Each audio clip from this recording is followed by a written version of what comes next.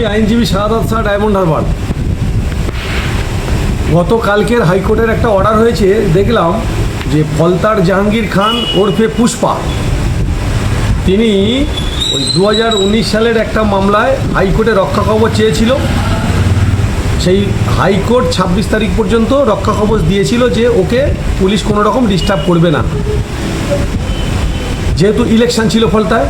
তারপরে সেই রক্ষা কবচের মেয়াদ বাড়ানোর জন্য এই ফলতার ত্রাস জাহাঙ্গীর খান গতকাল আবার হাইকোর্টে গেছিল যে ওর ওই রক্ষা কবচের মেয়াদটা বাড়ানো হোক।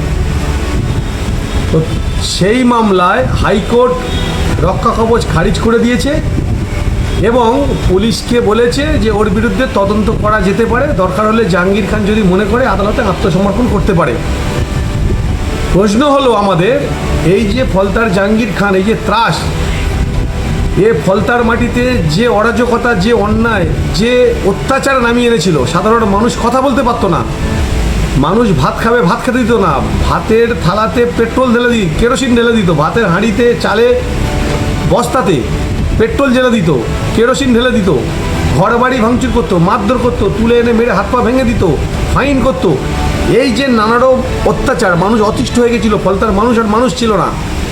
তো আমরা বলতে চাচ্ছি, এই শুধু ফলতার জাহাঙ্গীর খান নয়, প্রত্যেকটা বিধানসভায় এই রকম জাহাঙ্গীর খান রয়েছে।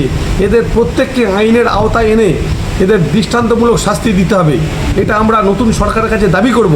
এই ফলতার জাহাঙ্গীর খান, এই শওকত মোল্লা, এই বাবান গাজী, এই নবকুমার বেতাল, এইরকম প্রত্যেকটা বিধানসভায় এক একটা করে এইরকম জাহাঙ্গীর খান আছে।